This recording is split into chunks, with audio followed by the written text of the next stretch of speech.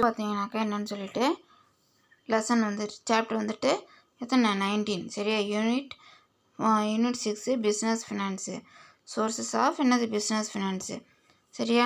அதேமாதிரி தமிழில் தொழில் நிதியியல் தொழில் நிதி மூலங்கள் சரியா. அதில் வந்து இன்ட்ரோடக்ஷன் வந்து கொடுத்துருக்காங்க, என்னன்னு சொல்லி பார்க்கலாம்.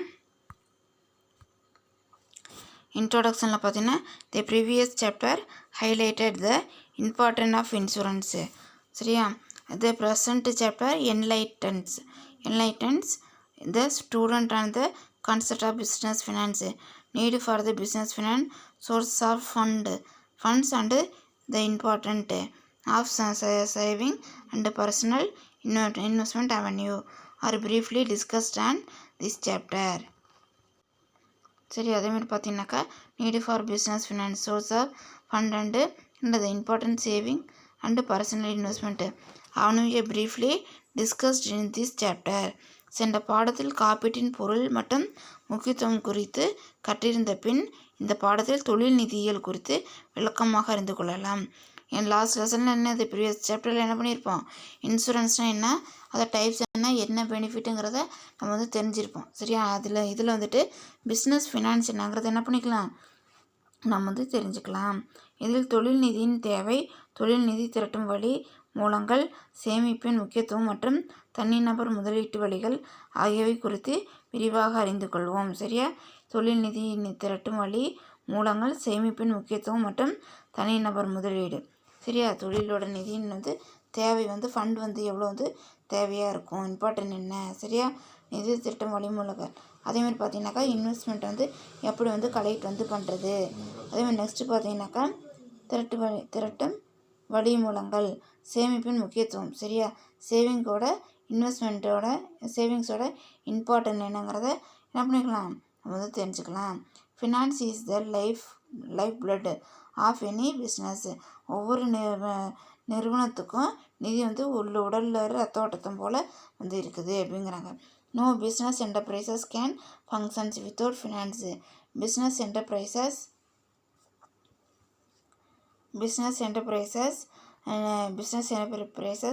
need finance for fixed and working capital requirement.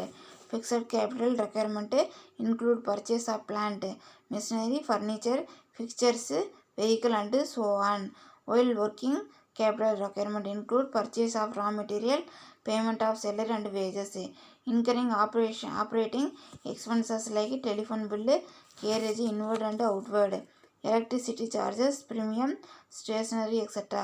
Owner or promoter has to estimate the business finance and accordingly look for various sources for financing the operation of the enterprises.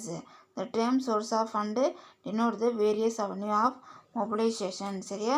இது mobilization. அதேமாதிரி பார்த்தீங்கன்னா next என்னன்னு சொல்லிட்டு அதில் வந்துட்டு fund for a concern this chapter throw light on each source of capital.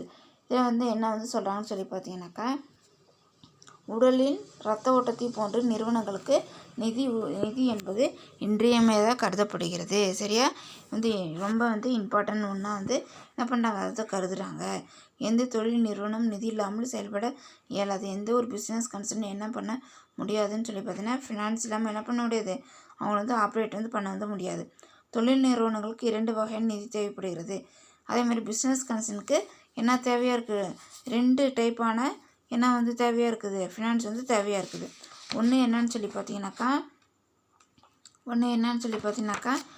நிலை முதல் மற்றும் நடைமுறை முதல் சரியா. ஃபஸ்ட் ஒன்று என்னென்னு பார்த்தோம் நம்ம ஃபிக்ஸடு சரியா. ஃபஸ்ட் ஒன்று என்னென்னு பார்த்தோம் ஃபிக்ஸடு. அதேமாதிரி செகண்ட் என்னென்னு பார்த்தீங்கன்னாக்கா நடைமுறை முதல், நிலை முதல் நடைமுறை முதல் அப்படின்னு வந்து சொல்கிறாங்க. ஃபிக்ஸட் கேபிட்டல் அதேமாதிரி நெக்ஸ்ட் என்ன ஒர்க்கிங் கேபிட்டல் சரியா. ஃபிக்ஸட் கேபிட்டல் அதேமாதிரி என்னது ஒர்க்கிங் கேபிட்டல். நெக்ஸ்ட்டு பார்த்தீங்கன்னாக்கா என்னென்னு சொல்லிட்டு நிலை முதல் முறை சரியா. நிலை முதல் என்பது பொறிக்கலன், இயந்திரம், அறைகளின் கட்டுமான பொருட்கள், வாகனங்கள் போன்றவற்றை வாங்க தேவைப்படும் முதலாகும். ஃபிக்ஸட் கேபிட்டல்னாக்கா இதுதான் சரியா. இதில் வாங்குறதுக்கு ஃபர்னிச்சரு அதேமாதிரி என்னது மிஷினரி எக்யூப்மெண்ட்ஸு சரியா? இது மாதிரி ஃபிக்சேஷன் இதெல்லாம் வந்து வெஹிக்கிள்ஸ் இதெல்லாம் வாங்குறதுக்கு தேவைப்படுறது நிலை முதல் ஃபிக்ஸட் கேபிட்டலுங்கிறாங்க. அதேமாதிரி நடைமுறை ஒர்க்கிங் கேபிட்டல்னாக்கா நடைமுறை முதல் என்பது தொழிலில் அன்றாட செலவுகளுக்காக என்ன பண்ணுறோம், அன்றாட செலவு கச்சா பொருட்கள் வாங்குதல், பணியாளர்களுக்கு ஊதியம் மற்றும் கூலி வழங்குதல், தொலைபேசி கட்டணம், உள்தூக்கு கூலி மற்றும் வெளித்தூக்கு கூலி, மின்சார கட்டணம், காப்பீட்டு முனையம், எழுதுபொருள் செலவுகள் ஆகியவற்றை செய்ய தேவைப்படும் முதலாகும். இதெல்லாம் செய்கிறதுக்கு என்ன பண்ணுது, இது வந்து தேவையை வந்து இருக்குது அப்படிங்கிறாங்க. நெக்ஸ்ட்டு பார்த்தீங்கன்னாக்கா தொழில் நிறுவனத்தின் உரிமையாளர் அல்லது தோற்றுவிப்பாளர் நிறுவனத்திற்காக நிதி தேவையை அறிந்து அதற்கேற்றவரை நிதியை திரட்டும் வழி மூலங்களை கண்டறிதல் வேண்டும். சரியா? அதேமாதிரி அந்த பிஸ்னஸ் கன்சர்ன் வந்து என்ன பண்ணுறாங்க சொல்லி பார்த்தீங்கன்னாக்கா அந்த பிஸ்னஸ் கன்சர்னில் இருக்கக்கூடிய ஓனர் அல்லது ப்ரொமோட்டர் நிதி தேவை வந்து எவ்வளோ இருக்குன்னு எவ்வளோ வேணுங்கிறது தெரிஞ்சு அந்த ஃபினான்ஸ் என்ன பண்ணுறாங்க வந்து கலெக்ட் பண்ணி வைக்கிறாங்க. சரியா? வழி மூலங்களை கண்டறிதல் வேண்டும். நிதி மூலங்கள் என்ற சொல் நிதி மூலங்கள் என்ற சொல் நிறுவனத்தின் தொழில் நடவடிக்கைகள் மேற்கொள்ள தேவையான நிதியை திரட்டும் பல்வேறு வழிகளை குறிக்கிறது. இந்த பாடத்தில் தொழில் நிதி திரட்டும் ஒவ்வொரு வழி மூலத்தை பற்றியும் விரிவாக அறிந்து கொள்ளலாம் அப்படிங்கிறாங்க. சரி, அதை பற்றி என்ன பண்ணிக்கலாம், நம்ம வந்து தெரிஞ்சுக்கலாம் அப்படின்னு வந்து சொல்கிறாங்க. சரியாப்பா? அதேமாதிரி இதில் என்ன கொடுத்துருக்காங்க, meaning and nature of business. சரியா? Meaning and nature of business finance. தொழில் நிதி பொருள். சரியா? தொழில் நிதி பொருள் அப்படிங்கிறாங்க. தொழில் நிதியோட பொருள் தொழில் நிதி. இதில் வந்து டேர்ம் பிஸ்னஸ் ஃபினான்ஸ் டினோட்டு என்னது, இது economic resource employed in the business enterprises. The term include money and credit employed in the business. Business finance is mainly concerned with arrangement of cash and credit for the business enterprises to carry out their day-to-day operations smoothly. It is clear from the definition given above that the term business finance is mainly concerned with not only acquisition of fund from various sources but also with effective and efficient utilization of the finance mobilized their form அப்படிங்கிறாங்க. இதில் வந்து என்ன சொல்கிறாங்க, தொழில் நிதி என்பது தொழில் நிறுவனங்களில் முதலீடு செய்யப்பட்டுள்ள பொருளாதார வளங்களை குறிக்கிறது. சரியா? அதே மாதிரி பிஸ்னஸ் ஃபினான்ஸுங்கிறது என்னென்னு பார்த்தீங்கன்னாக்கா அந்த பிஸ்னஸ் என்டர்பிரைசஸில் இருக்கக்கூடிய எக்கனாமிக்கை வந்து இன்வெஸ்ட்மெண்ட்டை வந்து மென்ஷன் வந்து பண்ணுது அப்படிங்கிறாங்க. எக்கனாமிக் சோர்ஸஸ் என்ன பண்ணுது, அந்த டேர்ம் வந்து டினோட் வந்து பண்ணுதுங்கிறாங்க. இதன் உரிமையாளர் முதலீடு செய்யும் தொகையும் மற்றும் தொழிலுக்காக வாங்கிய கடன் அடங்கும். அதோட இன்வெஸ்டர் என்ன பண்ணாங்க, தொழிலுக்காக கொண்டு வந்த முதலும் தொழிலுக்காக வாங்கக்கூடிய கடனும் கிரெடிட் வந்து என்ன ஆகும், இதில் வந்து சேரும். Cash and credit for the business enterprises carry out. சரியா? அதே மாதிரி தொழில் நிதி என்பது ஒரு நிறுவனத்தின் அன்றாட நடவடிக்கைகளை சுமூகமாக நடத்தி செல்ல தேவையான நிதியை முதல் மற்றும் கடன் மூலம் ஏற்பாடு செய்வதாகும். சரியாப்பா?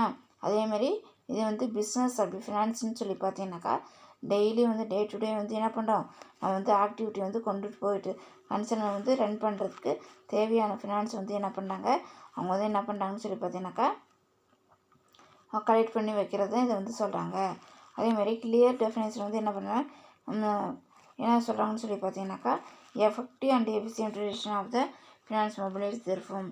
அது முதல் அதேமாதிரி அவங்களோட திறமைக்கும் இதுக்கும் ஏற்ற மாதிரி என்ன பண்ணுறாங்க, அவங்க வந்து அதை வந்து தொழில் நிதியை வந்து என்ன பண்ணுறாங்க, திரட்டுறாங்க.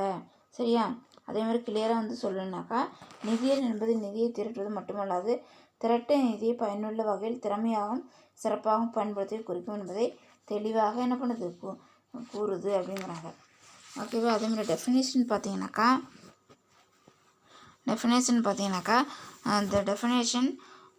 the finance function is the process of acquiring and utilizing fund by business.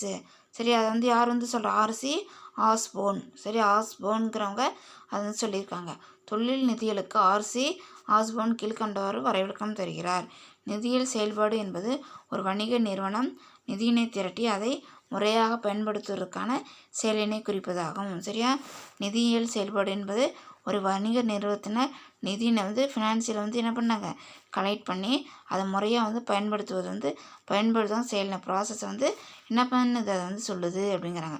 அதே பிஓ வீலர் சரியா பிஓ வீலருங்கிறவங்க என்ன பண்ணுறாங்க finance is that business activity which is concerned with the acquisition and conservation of capital fund in meeting the financial needs and overall objective of business enterprises சரியா B V O வீலருங்க B O வீலருங்கிறவங்க என்ன சொல்கிறாங்க தொழில் நிதியல் என்பது முதலீட்டுக்கான நிதியை பெறுவதும் அந்த தொழில் நிறுவனத்துக்கு தேவையான இன்வெஸ்ட்மெண்ட்டை கலெக்ட் பண்ணுறதும் அதை முறையாக பயன்படுத்துவதன் மூலம் என்ன பண்ணுறாங்க தொழில் நிறுவனங்களின் ஒட்டுமொத்த நோக்கங்களை நிறைவேற்றுவது தொடர்பான வணிக செயல்பாடுகள் ஆகும் சரியா அதே மாதிரி என்ன பண்ணாங்கன்னு சொல்லி பார்த்தீங்கன்னாக்கா தொழில் நிதியை என்ன பண்ணுறோம் சரியான முறையில் முதலீட்டுக்கான நிதியை பெறுவதும் அதை முறையாக பயன்படுத்துவதும் தொழில் நிறுவனங்களின் ஒட்டுமொத்த நோக்கங்களை அடையிறதுக்கு உண்டான அந்த நோக்கங்களை நிறைவேற்றுவது தொடர்பான வணிக செயல்பாடுகள் ஆகுங்கிறாங்க சரியா அதேமாதிரி நெக்ஸ்ட்டு பார்த்தீங்கன்னாக்கா என்னன்னு சொல்லிட்டு நேச்சர் சரியா நேச்சர் அண்டு சிக்னிஃபிகன்ஸ் ஆஃப் என்னது சிக்னிஃபிகன்ஸ் ஆஃப் பிஸ்னஸ் ஃபினான்ஸ்